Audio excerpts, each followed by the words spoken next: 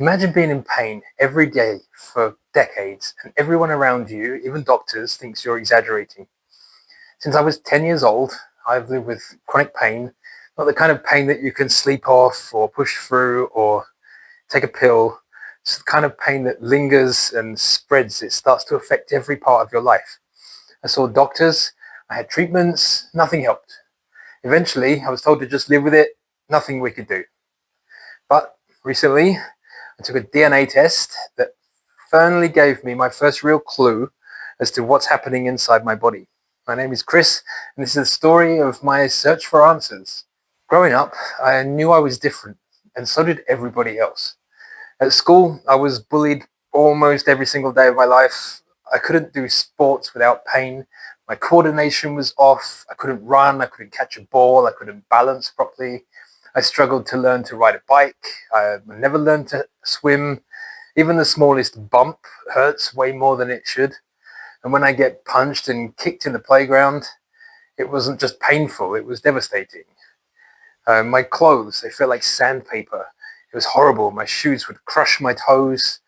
It was just, everything just always just felt horrible. My fingers bend in really weird ways, and I'm always popping and clicking all the joints in my body. Back then, I didn't have a name for it. I just thought I was broken. When I was 10, something happened that changed everything. I was kicked really hard in the groin during an attack at school, and it caused internal damage that led to years of severe pain. My body just couldn't heal. The pain never went away. Specialists later told me that I had scar tissue in my urethra, which was causing extreme pain every time I went to the toilet and for hours afterwards as well. So it was basically almost continuous pain all day.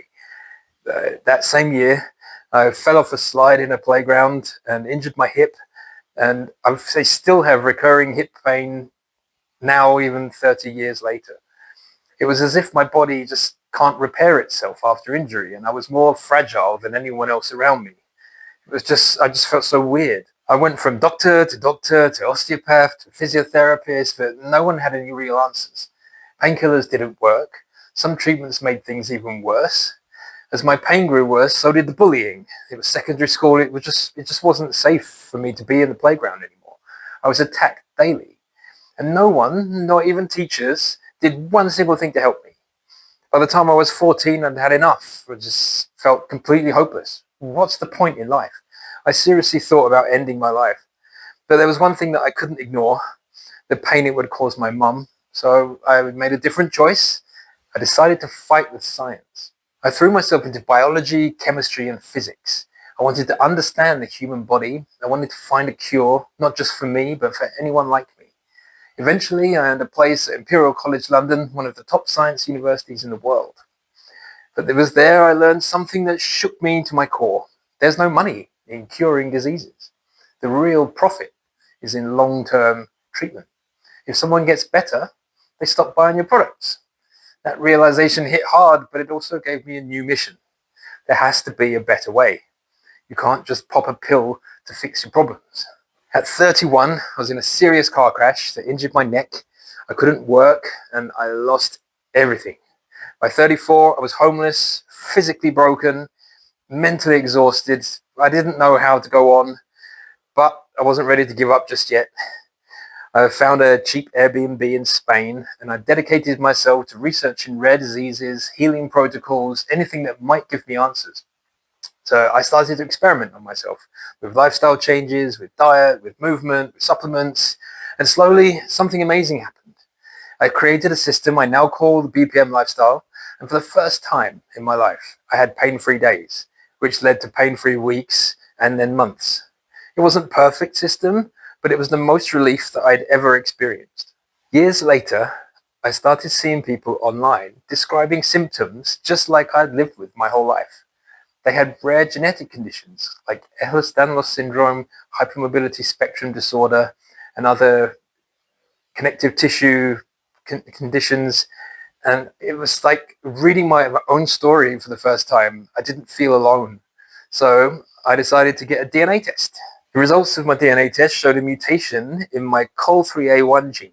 a gene responsible for producing a type of collagen found in skin, in blood vessels, in joints, and internal organs, your digestive tract, that pretty much every part of your body that's important.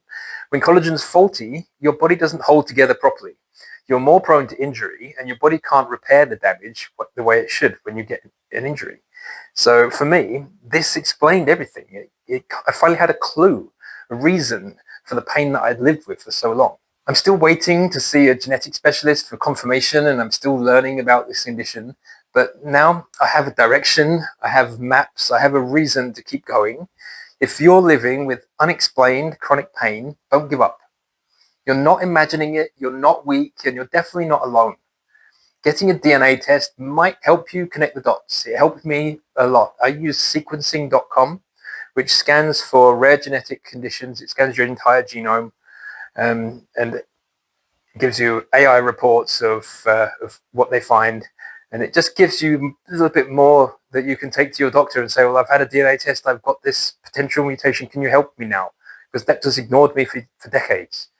And if you want to learn more about the BPM lifestyle, which I designed to manage my symptoms, which I believe can help other people with similar symptoms and far, far more, then you can download my free guide. Just click the link below. And there's also a link to my free community where zebras and unicorns and anyone else who feels like they're not part of society can join, and just to support each other, to be there, to feel like you're not alone. We need to support each other, share our stories. You never know who out there is waiting for your voice to help them feel seen. There's hope, and together we can find it. If this story resonates in any way with you, please like and comment and share your story. And together we can help find ways to make this condition less devastating for those who are suffering with it every day. So yeah, please, don't give up. There are things that you can do. I promise you, there's things you can do to make your life better. You just have to not give up and have some hope.